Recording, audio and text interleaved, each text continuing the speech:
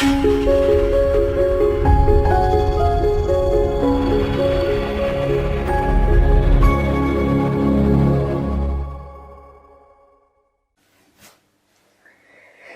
la sesión de hoy, pues lo que voy a hacer es una breve presentación de un libro que se acaba de publicar, que lleva por título Libertad y ética pública, con un subtítulo un poquito más largo, pero que refleja realmente el contenido fundamental del libro. Es por qué es clave pensar críticamente para salvar la democracia.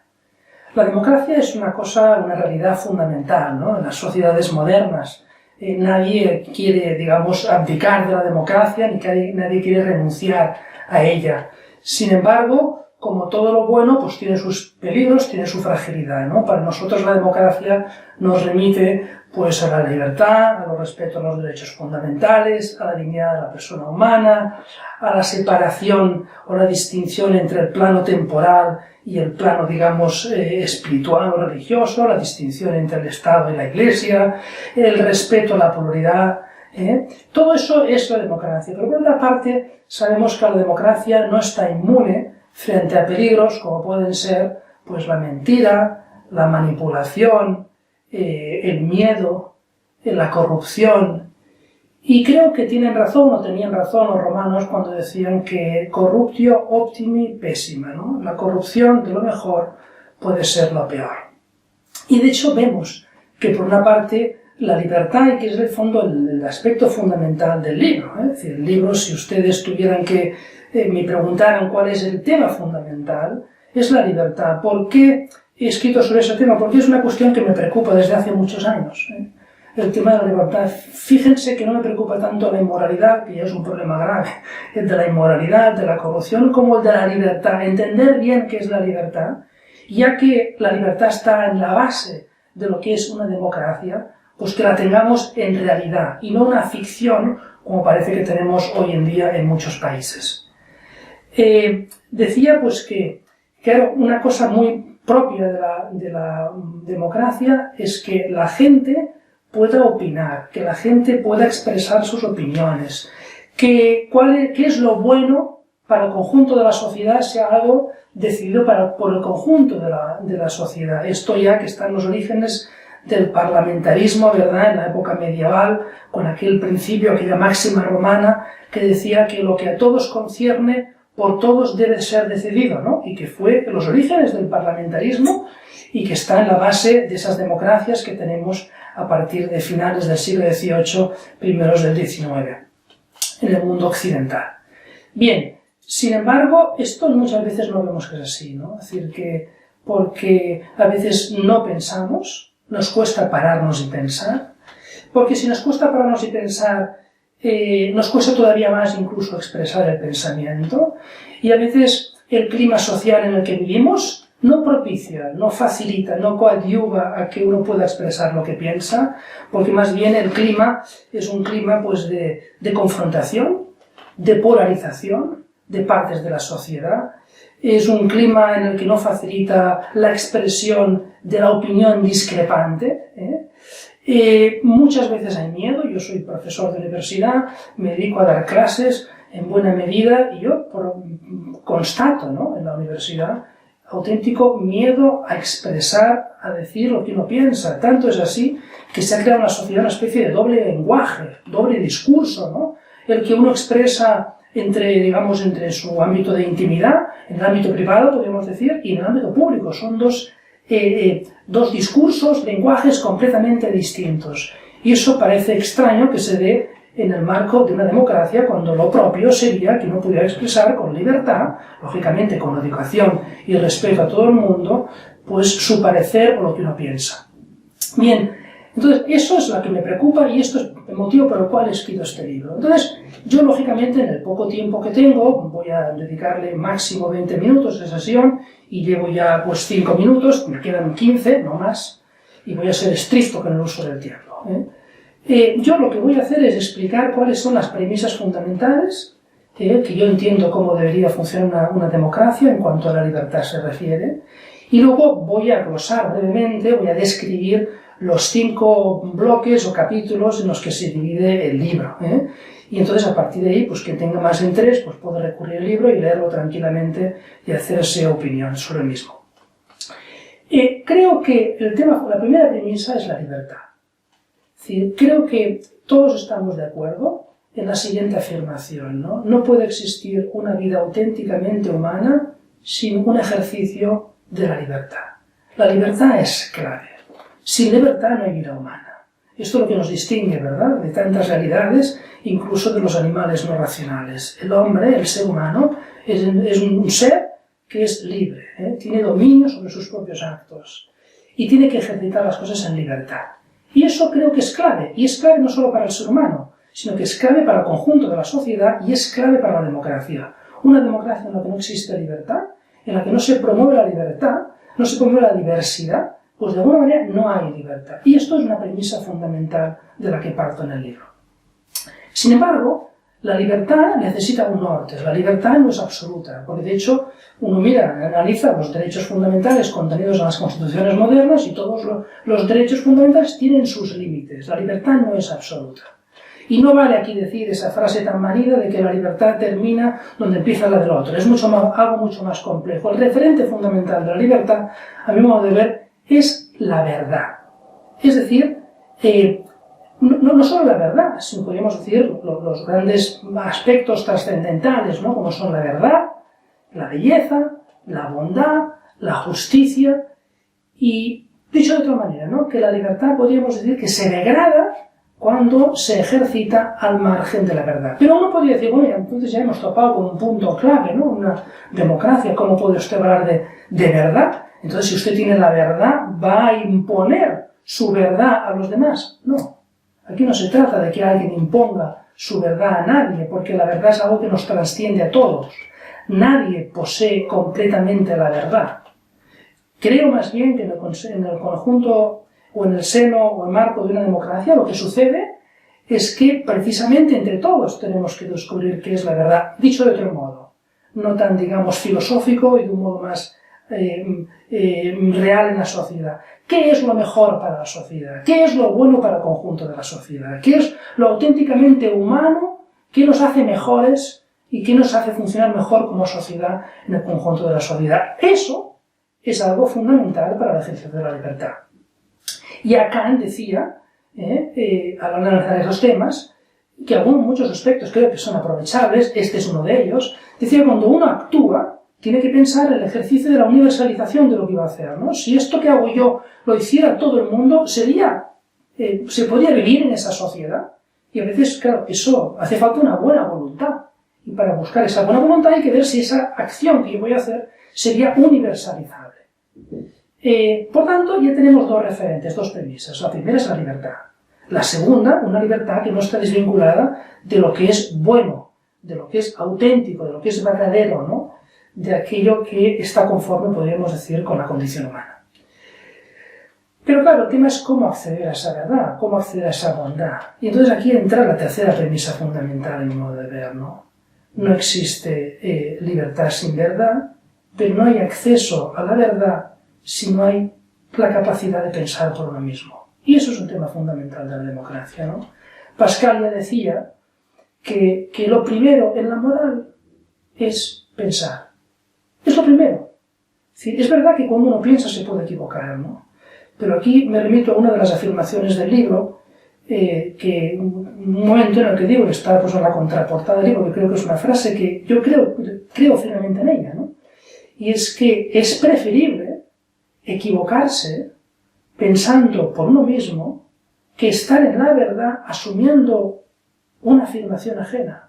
Creo que la persona que habitualmente piensa por sí mismo y está, de alguna manera, procura sortear las dificultades, ¿no?, de qué supone pensar por uno mismo, de a veces la cultura que nos va inoculando ideas, o a veces pues el propio interés personal, o otras veces pues es las propias inclinaciones o pasiones que uno tenga. Cuando uno es capaz de pensar por uno mismo, es verdad que a veces se puede equivocar, pero normalmente no se equivoca.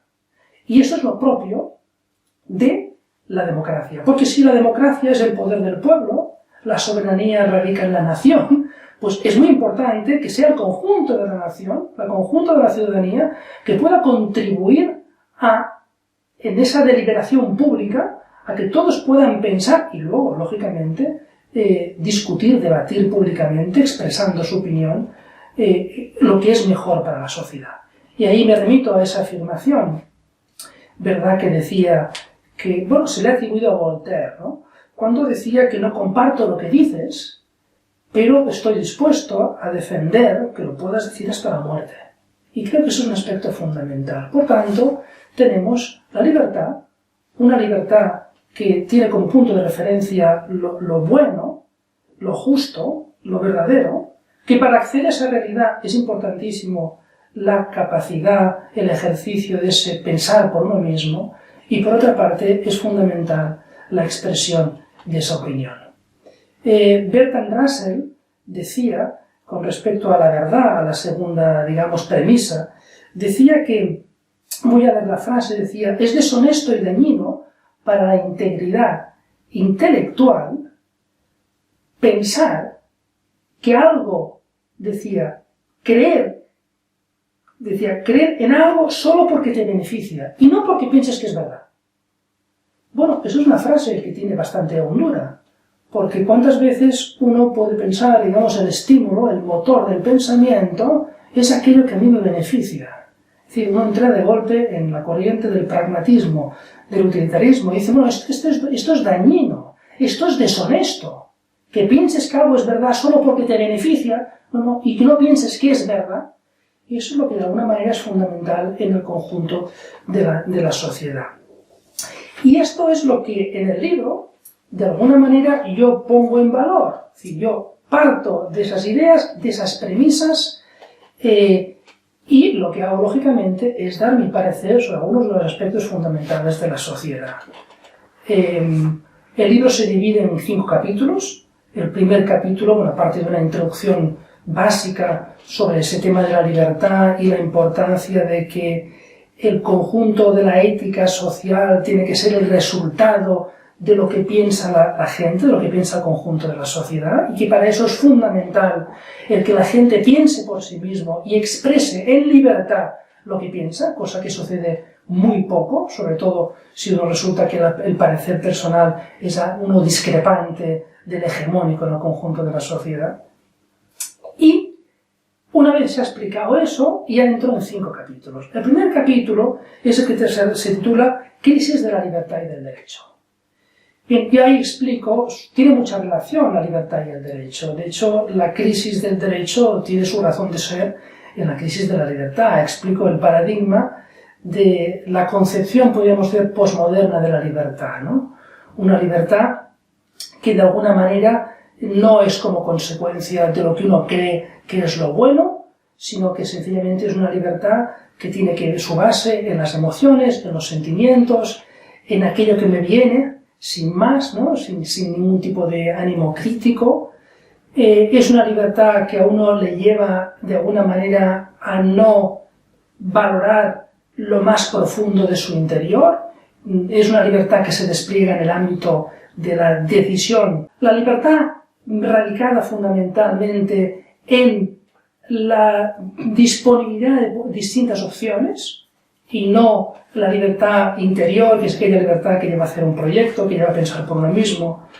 Bien, claro, esa libertad luego afecta al derecho, porque claro, al final uno piensa que la libertad es absoluta y que por tanto las cosas son buenas o son auténticas en la medida en que yo las decido. Bueno, pues esto es de alguna manera lo que pasa en el ámbito social, en el ámbito del derecho, ¿no? Cuando Rousseau decía que la ley es la expresión de la voluntad general. Si la ley es la expresión de la voluntad general, pues se rompe el dualismo que existía antiguamente, de la distinción entre lo moral y lo legal. La gente ya no distinguimos muchas veces entre lo que está establecido legalmente y lo que es moral. Puede haber leyes que sean injustas, que no estén bien moralmente. Y entonces, en ese caso, lo que sucede es que el derecho deja de ser, se le sustrae todo contenido axiológico. Y en consecuencia, el derecho no puede ser un límite al ejercicio abusivo del poder político. Y el derecho no puede ser solo un conjunto de procedimientos, no es algo estrictamente o meramente formal.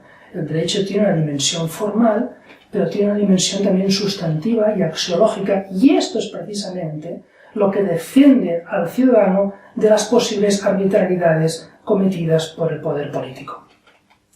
Bien, eso es lo que se trata en el primer capítulo. El segundo capítulo es la ideología política y corrupción. De alguna manera ya lo he introducido cuando he hablado de que el derecho tiene que ser un límite al poder político. Cuando el derecho, más que constituir un límite al ejercicio del poder político, se convierte en un mero instrumento del poder político para hacer y deshacer según vea oportuno, muchas veces al margen del conjunto de lo que dice la sociedad, pues en ese caso, efectivamente, ahí entra la corrupción.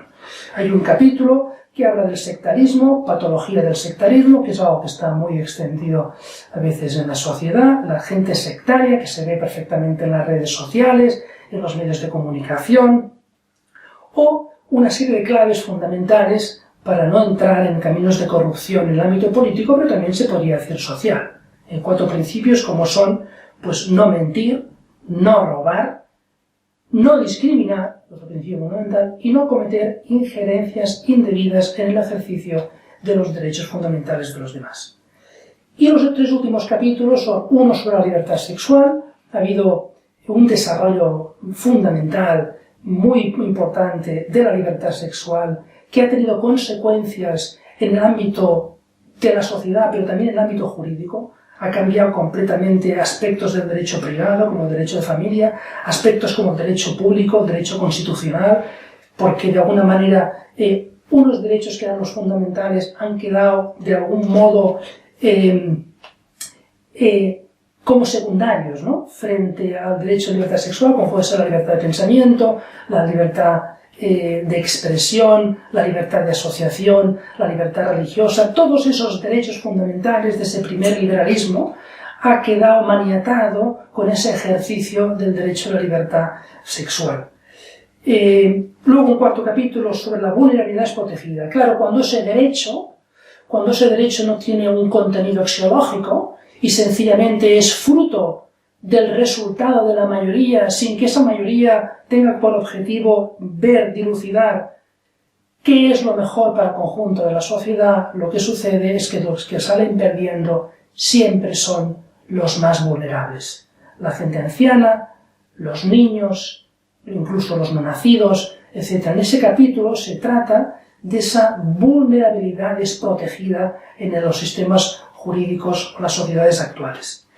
Y finalmente termina como el círculo que se cierra. Si hemos empezado con la libertad de expresión y la importancia de la libertad de expresión en la configuración de la ética de la sociedad, termina el último capítulo con uno relativo precisamente a la libertad de pensamiento y a la libertad de expresión, por si al lector le hubiera podido no quedar claro cuál es el tema fundamental de la obra. Y termina con 2 breves apéndices al capítulo 5 relativos a esa cuestión. Uno es una escena, un episodio, más que un episodio, una clase en la que los estudiantes trataron de un tema sobre la libertad de expresión, si es bueno, hasta qué punto hay que limitar la libertad de expresión en una sociedad democrática, en la que ahí vertieron sus opiniones y que muchas son, todas lógicamente son respetables, pero algunas son particularmente agudas y elocuentes, hasta qué punto a la gente, cuando se le ayuda a pensar y piensa por sí mismo, dice cosas realmente aprovechables. Y el último texto es el relativo a cómo superar el miedo para hablar en público, algo que me he encontrado muchísimas veces en el ámbito universitario. A la gente le cuesta mucho hablar en público, sobre todo cuando se trata de temas complicados, complejos, controvertidos, y que de alguna manera quizás a su parecer no coincide con el hegemónico de la sociedad. Muchas gracias.